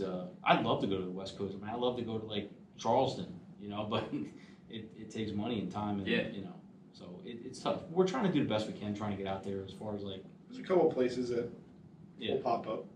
Yeah, we do have some stuff in the works right now. I'd say the biggest thing is if you got events or you know, any type of big fairs or festivals, make sure we know about it. And I'd say if we could try to get out there and meet everyone and hear some stories, we'll give it our all. Yeah, totally. I mean, we're down for anything. We just had a company reach out. I'm not going to spoil it, but we had a guy reach out recently that gave us some ideas of stuff he's got going on. He was like, "What do you think?" I'm like, and "We're all over that. We're going to be out there." So we're going to be traveling north soon. We're going to be traveling north soon to check that out. You know what I'm talking about. It's going to be a fun deal. That's going to be a good one. Yeah, we've got some really cool stuff coming up, and I don't want to ruin it by like, if I tell everybody out everything what we're doing, like there's no surprise. Right. I like the surprise factor. Like people going, "Where are you going?" And then all of a sudden we pop it out like, "Holy crap, that's where you're going." 2020 is going to be it's going to be pretty sick. Yeah, 2020 is a big year for us, man. Harold, what's up, buddy? Another great guy, dude. I tell you what, man, that making a stretch was good. Yeah. We ran into some really good people out there. Remember the deputy chief we met from? Dave LeBlanc? Yes. Dave LeBlanc was, dude, he's I was trying from to think of the city. From Massachusetts, Yeah. right? Yeah. Awesome. Another guy, man, salt of the earth. You know? Dude, we sat down with him and talked for like an hour off camera, and like he's a deputy chief in is it Norwich, Mass or Harwich, Mass? I thought it started with an H. I think it definitely started with an H. Yeah. But dude, he was unbelievable. Like he just started talking, and me and Frank were just sitting there like 2 fanboys, just like Yeah, dude, it was just soaking it up. Yeah, because you know that's another thing I'll say too, and you know, not to offend anybody, but some of the off-camera conversations we have with these people at these events and these incredible, man, incredible. You know, like sometimes people tell us things off camera that they're not comfortable saying on camera, but like, man, I wish you'd say that stuff on camera because that's what people want to hear. That's what they get comfortable though. Yeah, once they get comfortable. So Yeah. you know, we'll The captain we met from Virginia, Jess Rodzinski. Oh yes. It was cool. Yeah, he was good too, man. Yeah, they did that Can Man class. That was a great class. intense. The Can Man class was a great class. We you know, when we came on the show today, I was trying to think about like what episodes we talk about or like some of my favorite episodes. But the more we sit and talk here, and the more I'm thinking about like all of them are my favorite. Like I literally took something out of every episode we had. Like, you know what I mean? That's what you're doing it for. Yeah. Yeah. You know? Yeah, I really feel like there was like meeting Paul Hashagen was you know. Ooh, favorite episode question. I knew that was coming, man. I knew that was coming. Favorite episode question, man. That must have popped up on yours first. Oh man, We just talked about it though. Yeah, I don't think I can. And we all had different ones. Yeah. So. Yeah, I don't think I can pick a favorite episode. Went to a training wearing my PintheQ shirt, and the guys from other agencies asked about my shirt, and I heard they all are digging your podcast. That's awesome. Dude, there you go. That's like sick. that, you know. I appreciate that very much. Thanks, sis. I appreciate you saying that. Like that kind of stuff, man. That's. I don't know. Rogers might have to be your favorite because it was your first. Yeah, It kind of Roger Hull was the set the first pace, guy. you know? Yeah, Roger Hull was the first guy that came on and like gave me a shot. So if it wasn't for him, you wouldn't have had anything. Yeah, without Roger, there wouldn't have been a show because he was the first one to kind of give me it. And man, Chris said earlier, like you look back at our first episode compared to our 50th. Today's our 50th.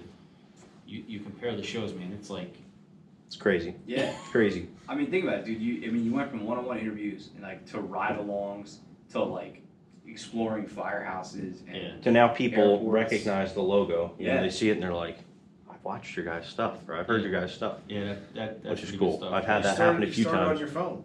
Yeah. So you my came phone, with stuff man. on your phone. Start on my phone, and now it's like this, but. yeah. We're going to pop off Instagram real quick. I just wanted to come back on because we had our actual voiceover guy right here, Chris, who a lot of people ask me if Lunch for side work. we hired Yeah. if we hired a guy. Voiceover for hire. Yeah. Oh, by the way, if anybody's listening and you're from, what'd you say if you were from Disney World? Anywhere that'll allow me to bless you and The you pay me golden for my voice. beautiful voice. What'd you say? The golden The golden voice. voice. The golden voice. Airports, what do you want me for? I'll Airport do terminals. it. Yeah, or airport right, terminals. bowling Now alleys. boarding flight 293 to Jacksonville, Florida. I'll do anything. I don't care.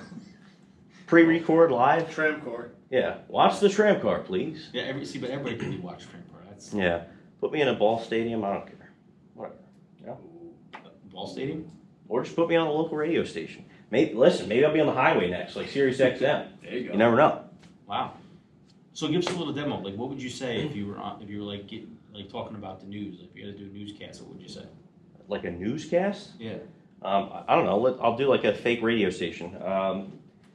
You're listening to 94.7 KYZ 395, coming to you live with today's hits. We're taking some call-ins today. If you'd like to ring in. Today's weather, partly cloudy, a high of 83 with some overcast tonight, dropping down to the 40. You know, I just love it. I love everything about it. I'm telling you, man, we might actually lose him. We might actually lose him. 1015 is calling you right Yeah, now. right. Do it! Right now, like Big Joe 115. Henry needs And now your questions with our governor. No. All right, so we'll jump off here. Yeah. Everybody, thanks again so Thanks, much guys. for coming on with us and actually listening to us idiots talk for a couple minutes and bless us with your presence. I don't. Yeah. There must be nothing going on a Tuesday night, man, for like anybody to Slow watch Tuesday this night. stuff. But thanks again. I appreciate you guys popping on. We're gonna pop off real quick. All right, so Is this thing still recording? Pop It is, on. yeah. Yeah. Pop Yeah. Sure on. is.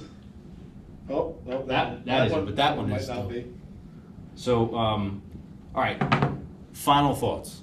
All right, we've been doing this for like an hour and a half, so we'll do our final thoughts. Chris, Yes, sir. final thoughts. Looking forward to 2020.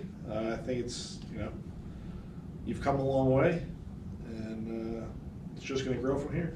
Awesome. And I certainly appreciate being on and being part of this and continuing to be a part of this. It's I'm huge. here, bud. Ray. I just want to thank you. I mean, thank you for everything you've done for me, and thank you for doing this show. You know, what you've done is incredible, and I'm like Sal said, I can't wait to see how the show grows and evolves. Like, if this is episode 50, what's episode 100 going to be like? You know, what's episode 150 going to look like? Right, and right. I'm excited for the future. Definitely I can't wait to see more ride-alongs, get you back to Harrison, and you know, it's going to be fun. And I'm glad I'm along for the ride. Hell yeah, man. And you guys will always be here, man. I mean, this is it. This is the dream team for sure. Chris, final thoughts? Final thoughts. I'm just honored to be a part of this. You're doing great things, and I'm happy that I'm working with a great crew. I love working with you guys, and I see just great things happening, and it's only up from here. Yeah, man. And my final thoughts are this: you guys keep saying you are doing good things, and you did this, and you didn't. Don't thank me, man, because this is way bigger than me, man. This is about us. That's when I look at this show. I don't look at the show as me. I look at the show as us. Like, I feel like every one of us has put everything into this. You know, the countless hours that you guys taking out of your day, taken off work, used vacation time and comp time and personal time just to go with me to some episode where you're gonna spend an hour setting up a camera, to sit behind a camera for 30 minutes to an hour to, Just a short trip. Yeah, just a short trip, man. And a few roundabouts. But my final thoughts were, it's been one hell of a ride, and I'm definitely looking forward to doing more with you guys. And the day that, you guys put in your papers to end your time here on the show, I'm done too. Like, I really want. We had no papers to start it. So. Yeah, we used papers then. It means wave the white flag. Yeah, I love what we have, yeah. And I can't thank you guys enough for everything, man. And I know I tell you all the time, and I wear my heart on my sleeve. Everyone that knows me knows that that's how I am. So you'll always hear like, thank you. But it's the truth, man. Like I really couldn't imagine where this show would be without all of us, involved in this. So I'm looking to do even more and more in 2020. Huge things coming up this year, man. Yeah. Like I wish the hell I can talk about them. I just can't, and I can't. It's killing me. Itching to say. But you're starting to put a little teasers out. You're little couple teasers, like you said. Like I thought for sure someone would have picked up on that. Like I did. I you did. Picked up on it. You picked up on it, man. And someone else sent me a text and says, "What is that all about?" And I didn't answer. But we're gonna wrap up here. I just want to say to everybody watching, thank you. Thank you for watching 50 shows. Thanks for being part of our family at PintheQ. And man, if we can just continue to do what we're doing and keep these strides in a positive direction and make some type of difference in the fire service, or keep traditions alive like we talk about in the culture, that's the goal. So a lot more coming at you in 2020. Keep watching. Be sure to subscribe to this YouTube channel if you haven't fallen asleep by now at an hour and 40 minutes. Most people. Why are you doing this? Isn't he supposed to do this? Well, he's going to end it. Oh. He's going to end it.